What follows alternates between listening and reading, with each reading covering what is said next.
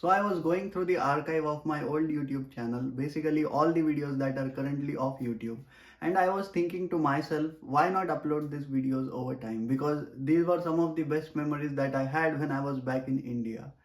So while going through the list, I came across one video, specifically a drone footage that was captured way back in 2021 of me going for waterfall rappelling in my hometown along with my father.